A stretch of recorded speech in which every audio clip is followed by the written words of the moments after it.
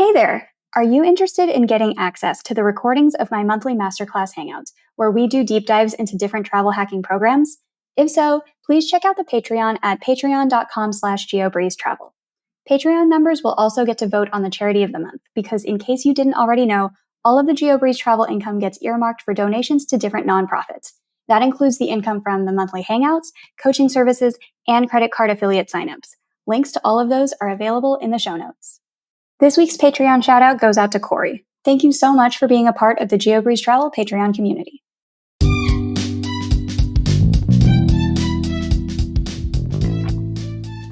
Welcome to the Geobreeze Travel Podcast, a show for anyone wanting to level up their travel hacking lifestyle. I'm your host, Julia Menez. I'm a travel hacker, coach, speaker, Filipina-American ENTJ who loves solid travel gear and using shortcuts on spreadsheets. On this show, I'm on a mission to bring you travel hackers from all walks of life to help you level up your travel hacking game. We dive into credit cards, miles, points, strategy, mindset, and the secrets behind how to travel the world for next to no cost. So, let's get hacking. There's also something called 0% APR on purchases. So actually, I don't really recommend the Chase Ink Preferred card to anyone right now because you can actually get the Chase Ink Cash and Chase Ink Unlimited card, it would be the same amount of spending, $15,000 total for the two cards because it's $7,500 each. But you get 75,000 points on each, which is 150,000 UR points for that same 15,000 spend.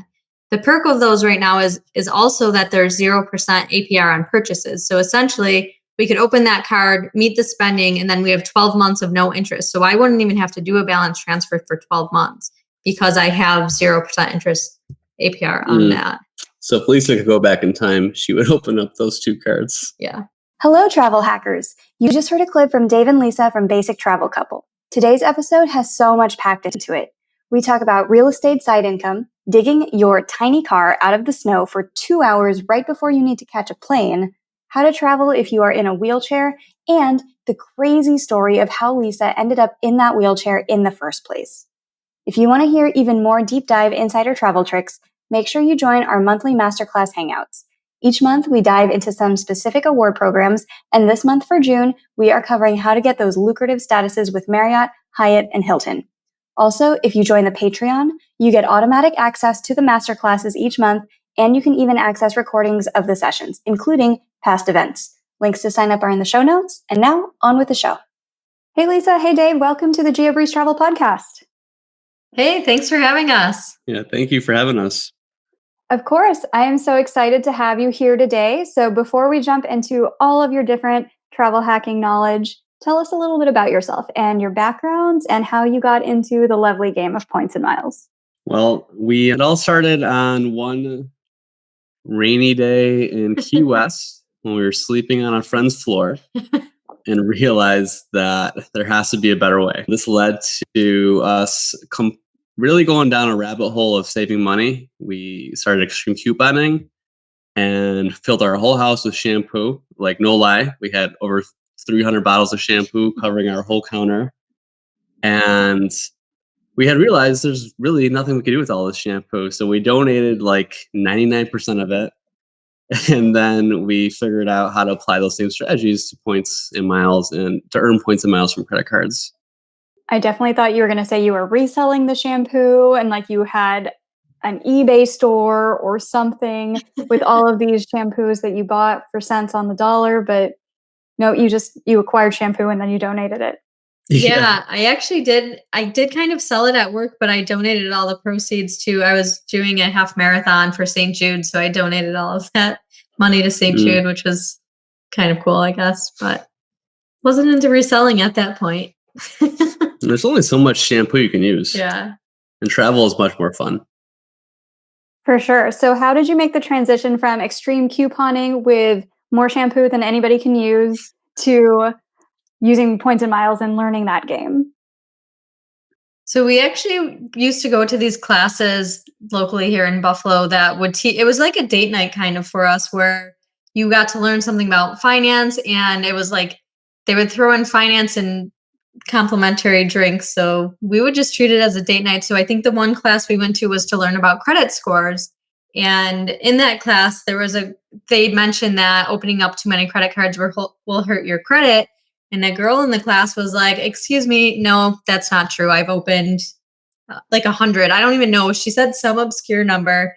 I thought she was insane. And Dave literally like chased her out of the event to like learn more information about it, because she said she traveled all over the world on points. Yeah, but she was not. She gave me like little like nuggets. She's like Reddit and the points guy, and that's it. So what happened next? Did you just read a lot of Reddit and the points guy? Yes. Yeah, I think Dave actually started Googling travel hack. I don't know what he Googled, but he found this like a course, like a training PDF course that was a freebie we downloaded. And we were actually, I think at that point, flying to Arizona for a friend's wedding. And I read this PDF, like I downloaded it. And on the flight back, I was like, I'm going to read this. And on the flight, I like turned and looked at it and I was like, oh my God, like, we have to do this. This is insane. And that was 4 or 5 years ago, right when the Chase Sapphire Reserve came out. So we really started at like prime time. I feel we really worked on those chase points. So there are two camps of people when you first get into travel hacking. There's the let's take it one step at a time, one card at a time, and then there's the let's open 15 cards in our first year type of people. Which camp did you fall into? The 15. Yeah, definitely. We jumped in and I don't think ever looked back. I would say in the first year we definitely opened, I don't even know, probably I would say 15 each. Yeah, if not more. Yeah. Yeah, I was really addicted at first. But that also led to a pitfall, right? Because I was just opening all these cards and I didn't understand fully the points and miles world, so to speak. So I didn't understand all the different options for points and miles and the values. Like the valuation is so huge. Mm-hmm. What were some of the biggest mistakes that you made early on when you were just getting into your travel hacking journey? I would say we were overspending for sure. Kind of at first when we didn't really understand there's other ways to spend money without spending money, I guess. So I definitely remember in the beginning we were like, oh, well, we need to spend this much on here anyway. Let's like go out to eat or go whatever. I don't know what we were really doing. It was so long ago now, and then like Dave was saying, not really understanding the value of different points. Yeah, I think one of like the biggest pitfalls is getting caught by the large numbers. It's like, oh, open the Hilton card for 100,000 points. And it's like, well, the 100,000 points really isn't that much in the grand scheme of things. And it's like, the $500 Capital One deal is much more lucrative. Can be, and there's so many other offers that certainly provide more value. But I think just getting caught up in that game, I was really going hard. I was opening cards at work, opening cards when I'm walking around the block on my phone. Like I was literally just opening as many as I could because I kind of saw the writing on the wall on how easy it was to earn. How did you stay organized if you are each opening 15 cards in your first year? Google Spreadsheets or Google Sheets, I think, has been our best friend. And one of our favorite things I'll show you actually is this it's actually like a business card holder from Amazon. So I won't show you all my card numbers on here, but we have it has all the slots and we each have our own.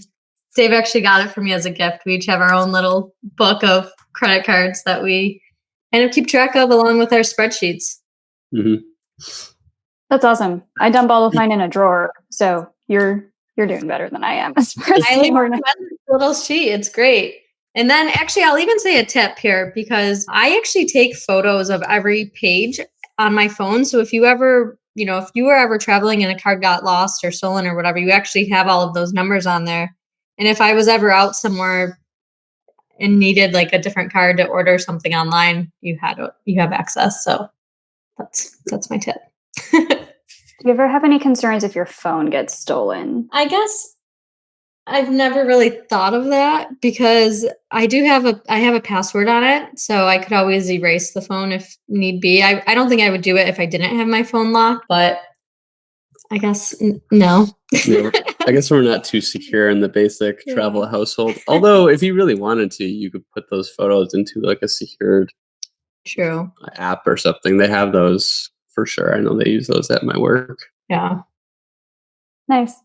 And speaking of work, what do you guys do in your day jobs and your side gigs? And how do you use that lifestyle to earn more points and miles? Well, my day job, I am a high school guidance counselor. And I guess what I do in my day job, really is like helping students understand better, what they're going to do after high school, right? That's one of my main roles. And what I've learned, over the last 10 years of messing around with like side hustles is that, there's so many things you can do that you don't see right in front of you.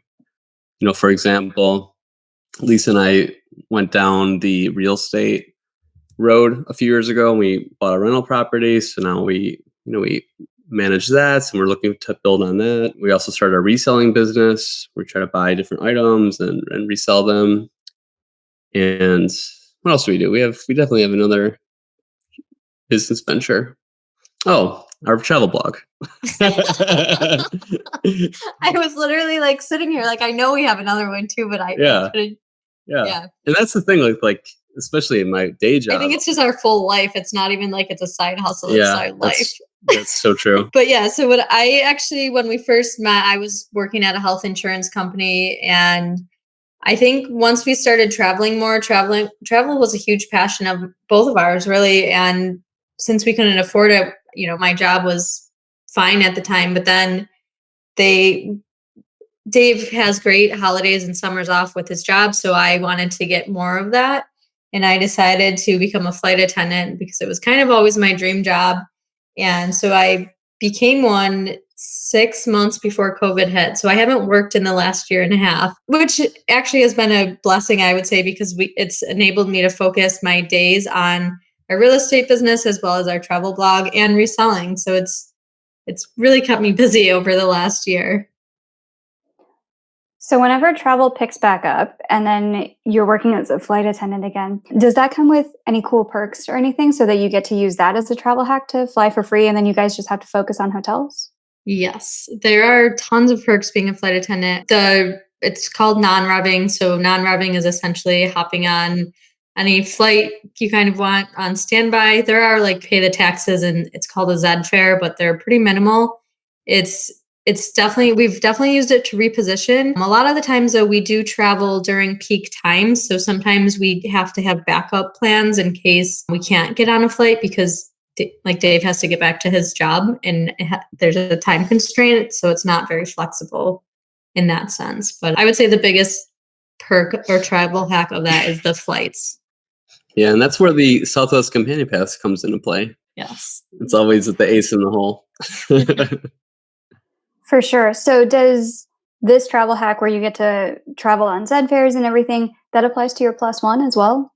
Yes, it does. It's either your spouse, companion, and it would actually be if we had any kids or even my parents can. And I think it differs by every airline. Some I think allow siblings, mine does not, but it's a pretty cool hack. Being an actual flight attendant, you get better perks and you pay less fares, but your +1 is able to do those travel along with you or kids, but they have to pay like more of a Z fare. So, but it's still pretty nice. Yeah, I really like it.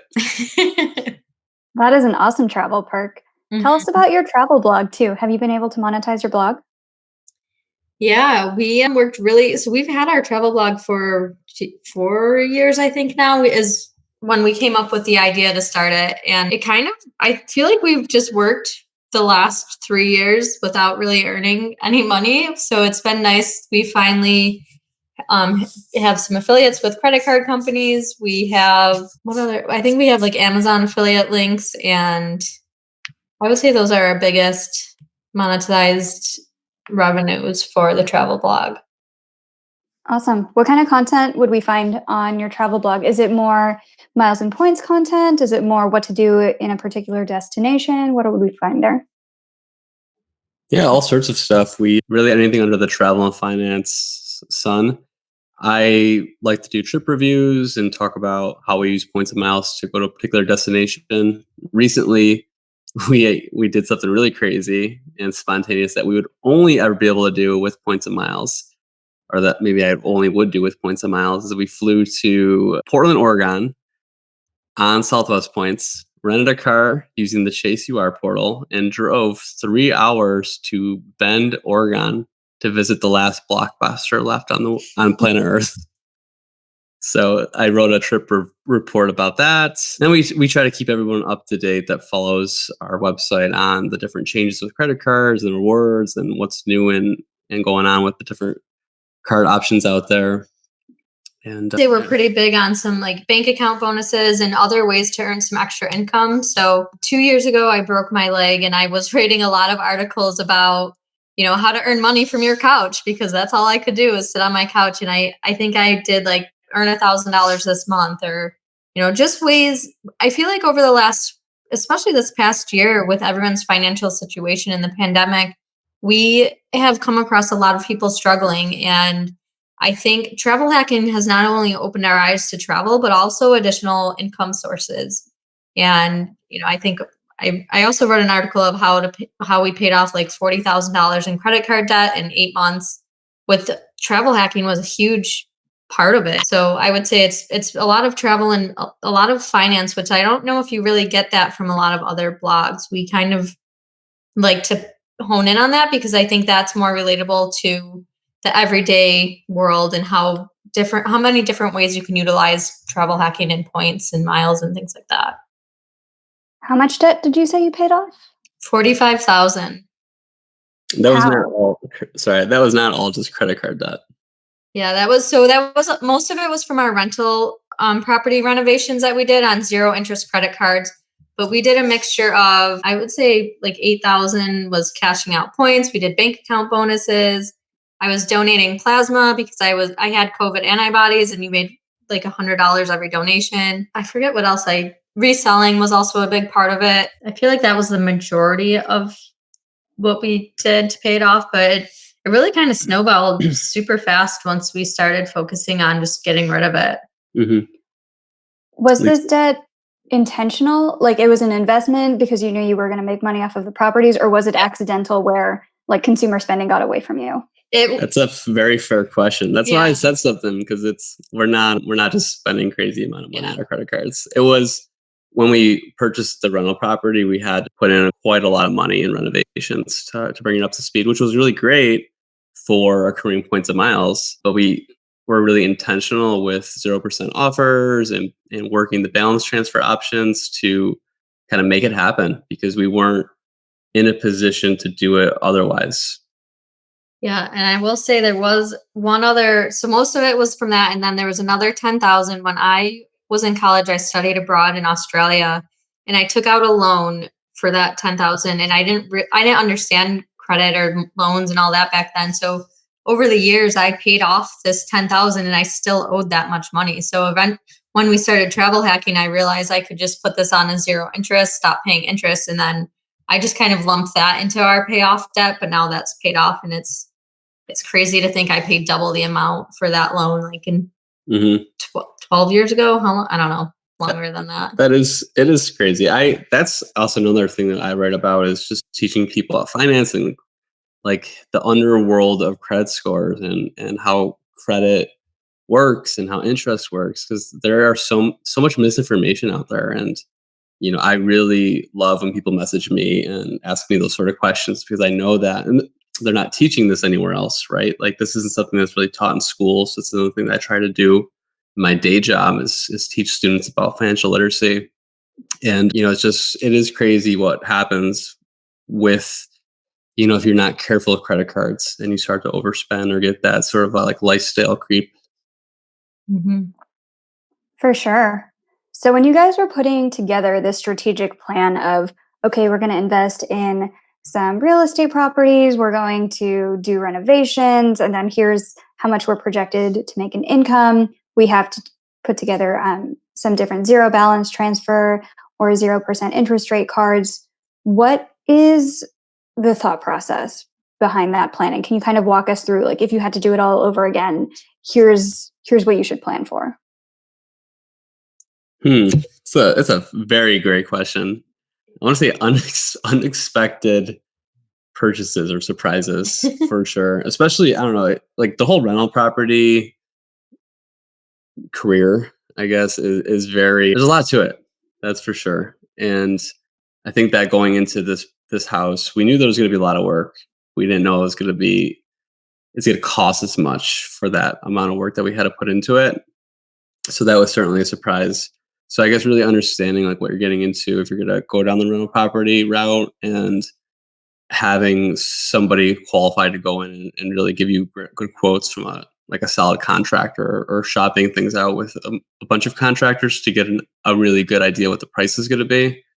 And then from there, I love this planning piece. Like that's what I'm all about. So figuring out like which cards to open and which order, and maximizing the rewards you earn up front.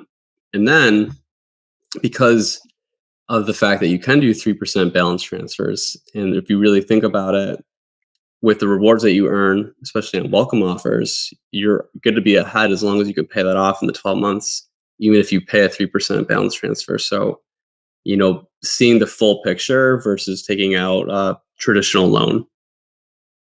Yeah, and I'll add to that. So our thought process, I think going into our relationship, we talked about real estate investing, like literally, I think within the first 6 months of us being together, and we decided it was something we were interested in.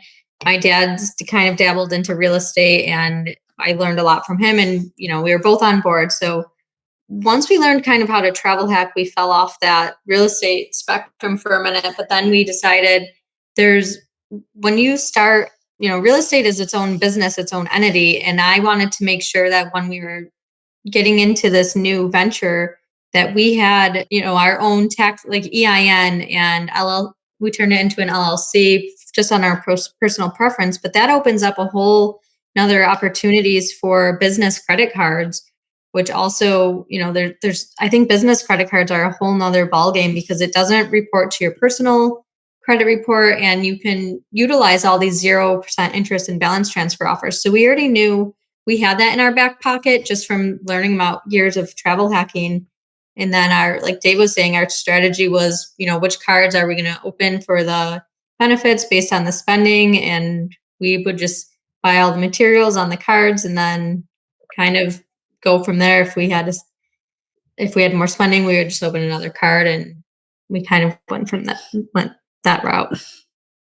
So for example, if you were to open Chase Inc. Preferred, which I think right now you can get maybe, let's say, 100,000, and you have to spend $15,000 or something. Mm-hmm. So you would spend the 15,000, and then you would then balance transfer that to a different card. Is that how that works? Yeah. Yeah. So 100%. Well, think about it. That's 100,000 points is $1,000 straight at 1 cent per point. You could get, certainly more value from those points, if you're strategic with that, or even using pay yourself back at 1.25%. But balance transferring, I'm going to use like a flat number, like $10,000 at 3%, it's only $300. So, you're going to be plus $700. You would open the Chase Inc. Preferred, spend 10,000 or so on it, and then you'd have to open a no annual fee, 0% 12-month card to then transfer that to.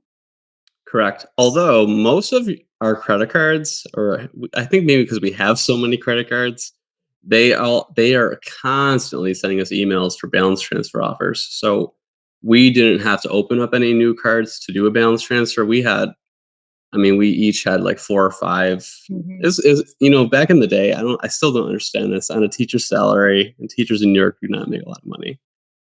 My very first down that like rabbit hole of opening credit cards, I remember I opened the Capital One Venture card, and they gave me a $30,000 credit limit, and that was a card that had like I think it was a 2% balance transfer offer.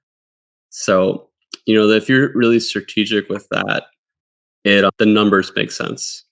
And actually, before we kind of get into that, we actually look into, there's also something called 0% APR on purchases. So actually, I don't really recommend the Chase Ink Preferred card to anyone right now because you can actually get the Chase Ink Cash and Chase Ink Unlimited card, which are, it would be the same amount of spending, $15,000 total for the two cards because it's $7,500 each. But you get 75,000 points on each, which is 150,000 UR points for that same 15,000 spend. The perk of those right now is also that there's 0% APR on purchases. So essentially, we could open that card, meet the spending, and then we have 12 months of no interest. So I wouldn't even have to do a balance transfer for 12 months because I have 0% interest APR on that. So if Lisa could go back in time, she would open up those two cards. Yeah. Yeah. So it's kind of reviewing, I think what the best bonus is based on if it's a 0% interest APR or a 0% balance transfer. And it's usually I try to go for the 0% on purchases because it saves you on those fees. But then that buys you 12 months and then you reevaluate the situation after that. I think for us, we bought a double. So we rented out the upper first and then that income we were generating was able to put back onto those cards to pay them off. That's awesome. Are you just doing this with one property right now, or are you turning through property after property with this strategy?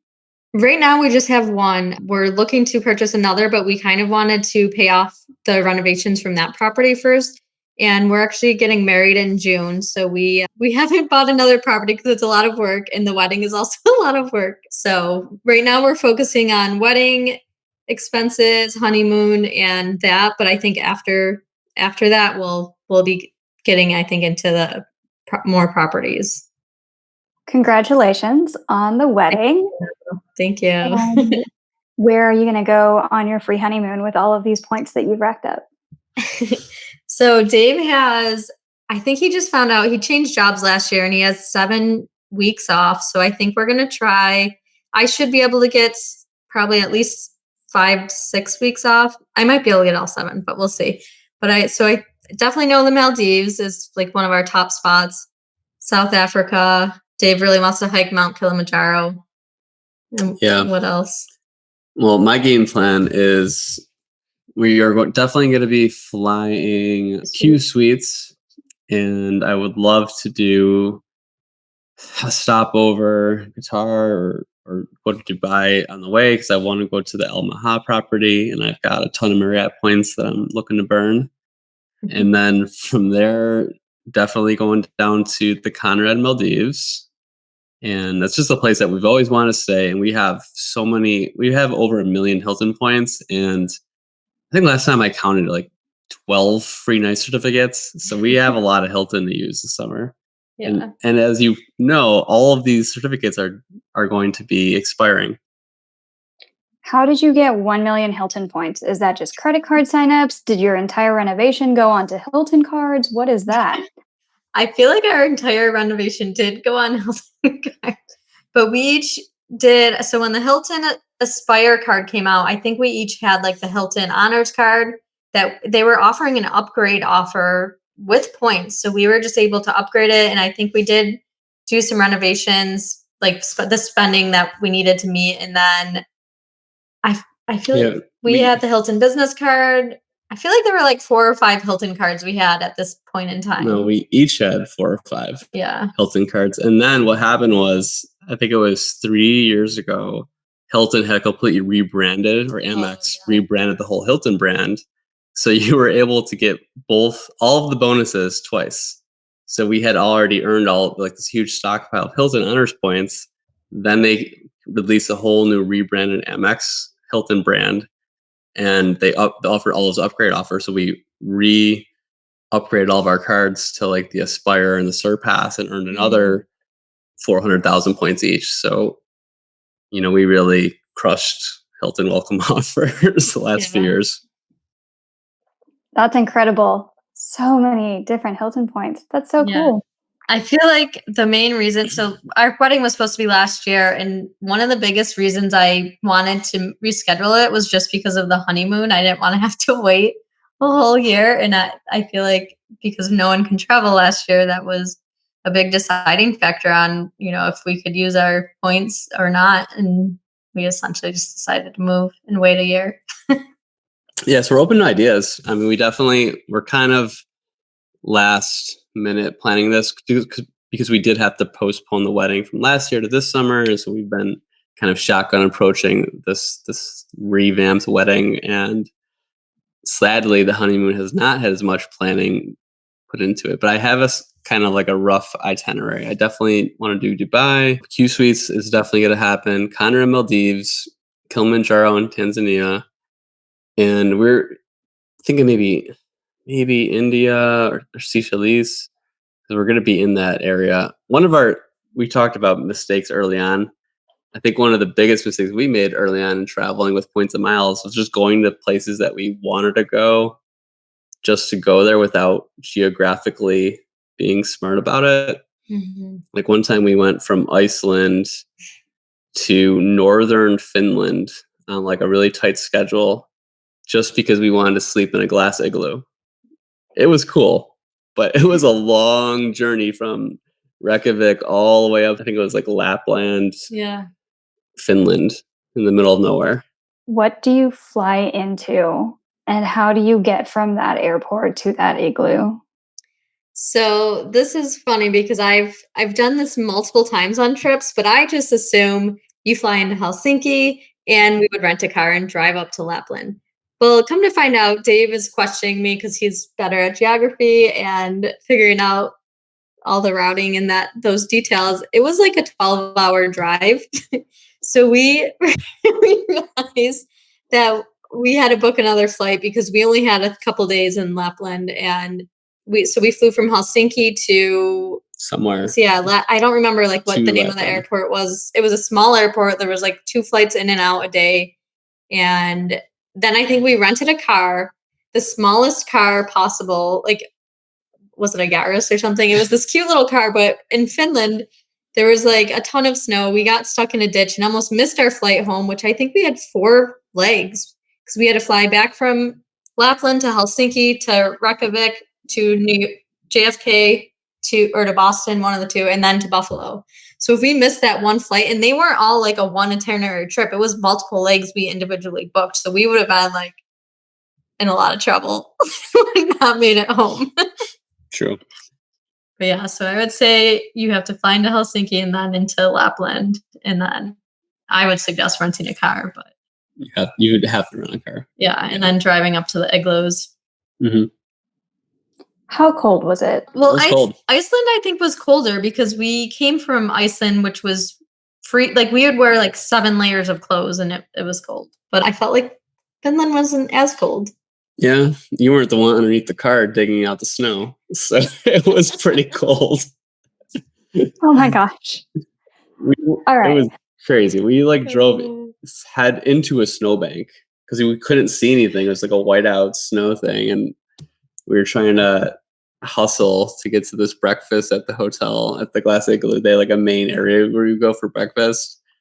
And I legit drove into a snowbank and we were stuck for probably 2 hours. And I was just like digging with my hands, trying to get us free. And luckily the airport was so small that there was literally like no real like huge TSA line. It was just literally the 2 gates we went through and pretty much walked on the plane. Yeah, covered in snow and sweat. Yeah. It was great. It's a good story.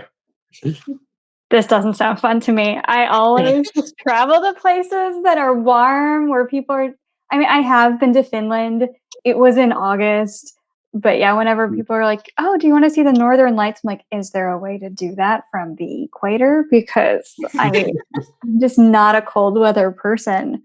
Oh, that is too funny. So as far as different travel hacking trips go, is that the craziest one, or do you have one that you've taken on points and miles that's also a truly memorable trip that you want to talk about today? So we went to Galapagos Islands. It was always a huge place that Dave wanted to go to. And that's the trip that I broke my leg in 5 places on. So it was quite memorable because of that. How? It was our last day. Luckily, we were going to see the Charles Darwin statue, and then I'm going to get this really amazing sushi dinner. They like lit the sushi on fire, and we still dream about it because we did not get to eat that sushi. But we were just on this viewpoint dock, and there was a missing board piece. I saw it. I knew it was there, but we were talking and I started stepping backwards thinking I already walked by this missing board. And I stepped, my right leg fell through the hole. My left leg did not. And it kind of bent and twisted, like, I guess like a twig. Like if you twist a twig, that's like what my leg did. So Yeah, that was awful. yeah. Yeah, I know. It hurt. And Dave told me to walk it off. Because you couldn't, like, it didn't look broken. I think I heard it snap. And he's like, just like walk it off. Like when basketball players like twist their ankle, you'll be fine. I was like, I don't know, it hurts. Like, I don't think I should put weight on it. And the experience in Ecuador for medical care was interesting, and flying home was interesting too. So yeah, not speaking very good Spanish, they basically like showed us pictures at the hospital and made like really, really intense gestures. like a boom, like that's what the doctor said, and he's just pointed like 3 fingers and made that noise. So we knew it wasn't good. Yeah. Wow. Okay. None of that had to do with points and miles, but I am still so fascinated by this story. Was any of this covered by trip insurance? Okay, so it does. Okay, so I'll get back to the points and miles that was covered. So a couple of things that happened on that trip, which ironically, it was right when the 737 MAX was pulled. And Dave had booked us this insane routing that literally had like, I think we were flying out of Quito, Ecuador on a Friday night, but we got home on Sunday. And I was like, what did you book us? Like, he's like, well, we're going to spend a night in Charlotte. And then I think we had another night in Miami. Like we had to like weird, it was a weird itinerary. Well, luckily, here's like a hack if people don't know about this. If a airline changes your ticket, you like, even by I think like 10 minutes, you are able to call them and ask them to be rebooked on another flight. So Dave had booked, I think it was on American Airlines, it was going to be our first business class flights. And that's why he booked this very strange routing just to get this flight. So luckily, like they happened to they pulled the 737 MAX, which is the aircraft we were flying. So our route completely changed. So I called them, I got it changed to a better route. So we booked that on points. All of our hotel was covered by points. And the as for travel insurance, we booked on our Chase Sapphire Reserve card. And when it happened, we also happened to have DAN insurance, which is for scuba diving, because we went on this trip mainly for scuba diving. So we did find out a lot about travel insurance. It was probably the first trip we ever even really bought travel insurance that is separate from our credit card. But it turned out that Ecuador has free healthcare. So I didn't pay 1 penny for anything for the overnight hospital stay. And I would say the biggest like travel hack you can do is find out what their medical policies are. So you can find out if you need to buy travel insurance or not. You said you were flying business class on this too, right? So when you had a giant cast on your leg, you at least had a lay flat seat for this.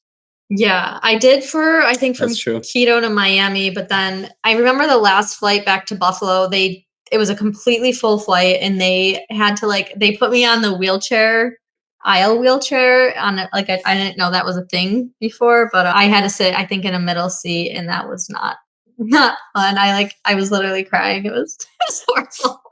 But the lay flat seats were nice. Dave really enjoyed it. I was just in a lot of pain. So. You know what? That experience really leveled us up to trying to think about what we could do next with like Lisa's injury. So that was in April.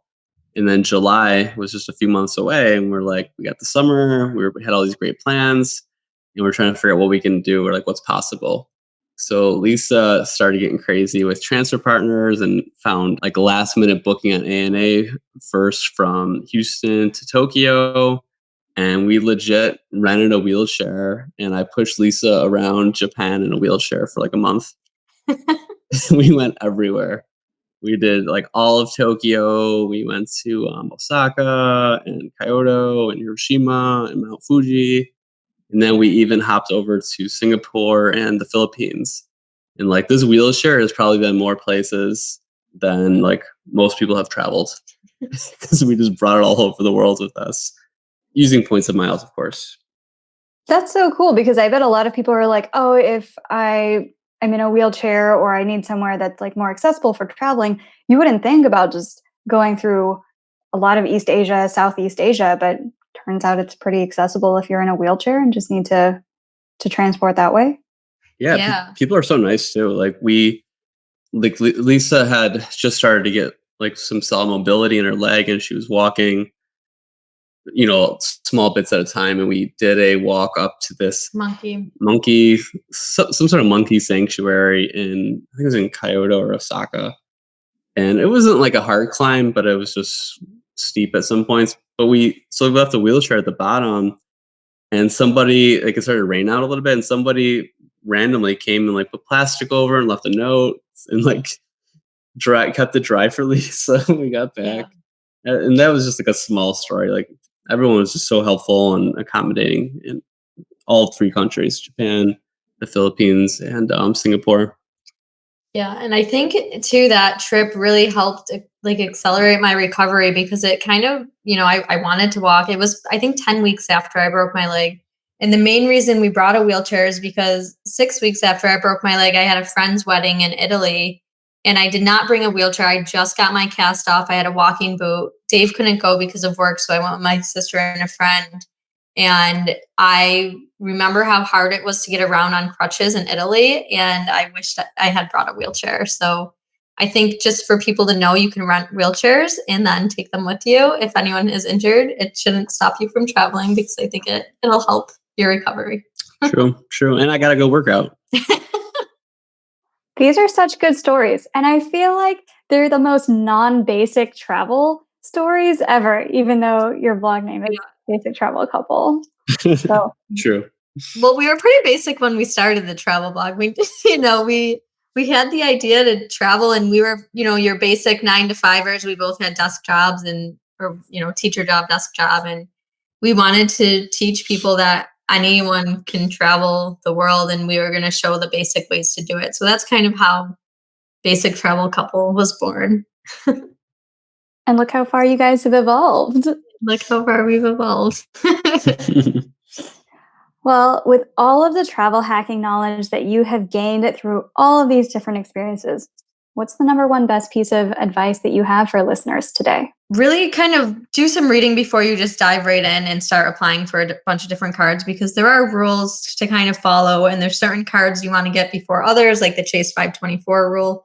So I would say my biggest piece of advice is, take it little by little, do some research, and reach out to others, because I think we're always super happy to help anyone. If anyone ever wants to reach out to us, message us. We answer all of our emails, Instagram, whatever. Take it piece by piece and don't get overwhelmed.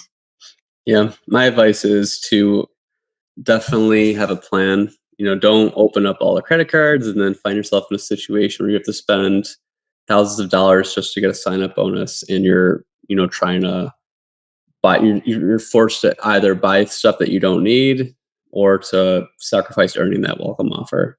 So definitely have a plan before diving in. And my fun piece of advice is network and get out there and meet other people that are into points and miles. There's tons of us out there.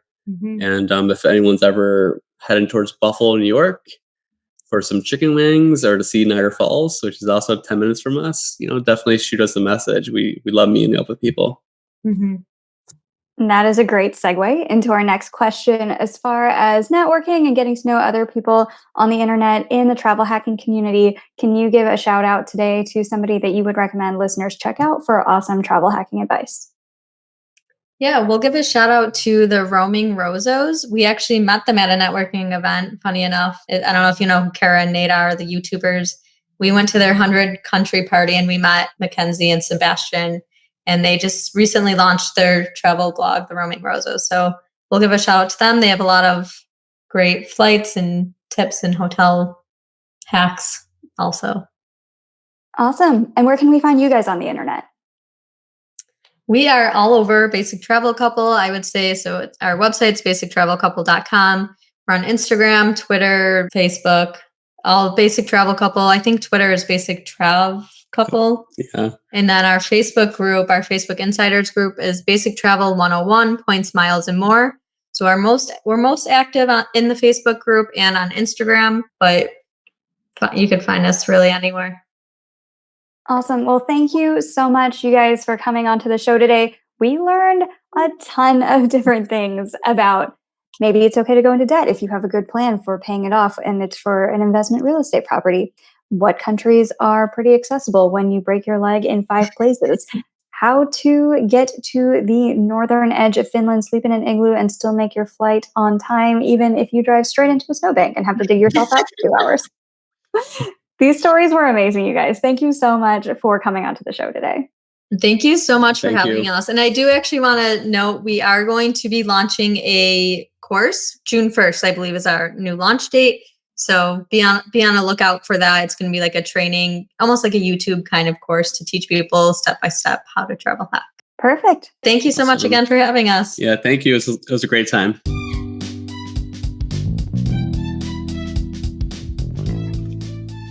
Thank you so much for listening to today's episode of the Geobreeze Travel Podcast. If any of the cards mentioned in today's episode piqued your interest, please check out the links in the show notes for more information on any of the cards. Also, if you apply for a card using the links on that page, I may receive a commission too, so please and thank you. P.S. I hear the links work better in Internet Explorer or Safari, and sometimes the credit card applications tend to glitch out in Chrome. Additionally, it would mean the world to me if you could subscribe to this podcast, leave a 5-star review, and share it with a friend. And if you would like to make even more travel hacking friends, please sign up for the Patreon to access our monthly masterclass hangouts. We dive deep into a particular points program each month, and you'll get to ask all of your travel hacking questions and enjoy being around other people who enjoy points and miles just as much as you and I do. If you would like an invite to the next one, head over to geobreezetravel.com/hangouts to sign up to be on the invite list. Take care and happy travels!